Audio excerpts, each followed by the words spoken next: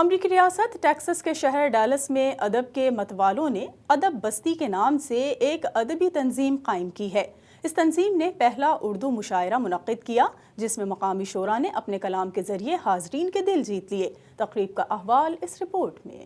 ادب بستی کے زیر انتظام مشاعرے کی صدارت Pakistan society of North Texas کے صدر عابد ملک اور نظامت ڈیلس کی ادبی شخصیت اور فرینڈز آف کشمیر کی چیئرپرسن غزالہ حبیب نے کی۔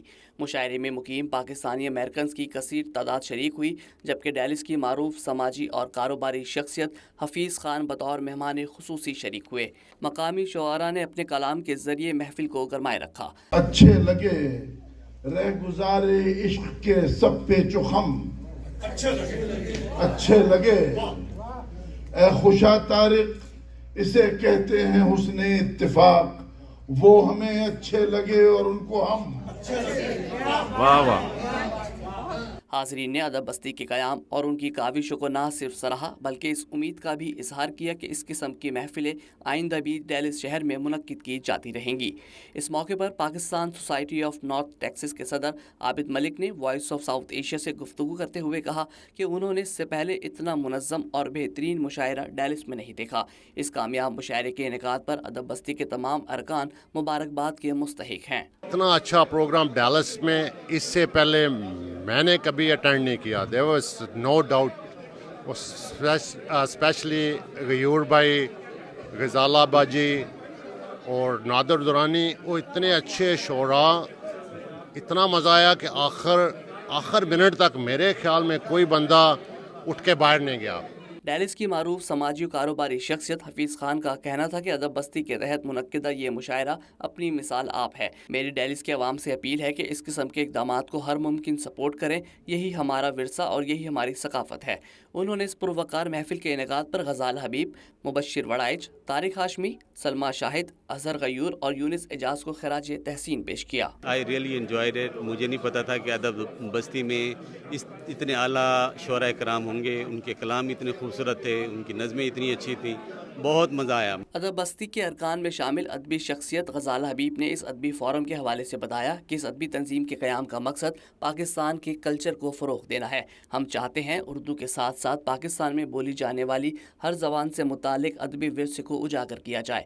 ادب بستی کی رکن سلمہ شاہد اس کامیاب محفل کو دیکھ کر خوشی سے پھولے نہیں سما رہی تھیں۔ انہوں نے محفل کے تمام شعراء اور حاضرین کا شکریہ ادا کیا اور اس عزم کا اظہار کیا کہ ادب کے فروغ کے لیے ادب بستی اپنا بھرپور کردار ادا کرتی رہے گی۔ ڈیلس شہر آہستہ آہستہ ادبی سرگرمیوں کا مرکز بن رہا ہے۔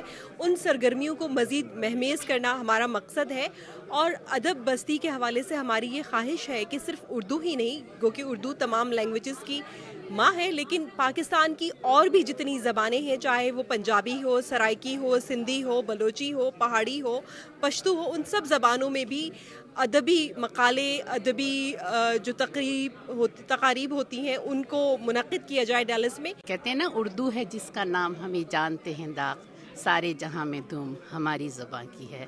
اور اب ہم لوگ کوشش کر رہے ہیں کہ اردو کو جو ہے اس طرح ہم محفل جمائیں اور لے کے آئیں، اور واقعی آج تو ہمیں حیرت ہو رہی تھی کہ اتنی امید نہیں تھی کہ جتنے لوگ آئے ہیں اور سب نے اتنے اچھا یعنی سنا بھی اور دیکھا بھی، اور میں سب کے بہرحال اپنی طرف سے سلمہ شاہد کی طرف سے سب کو شکریہ ادا کرتی ہوں۔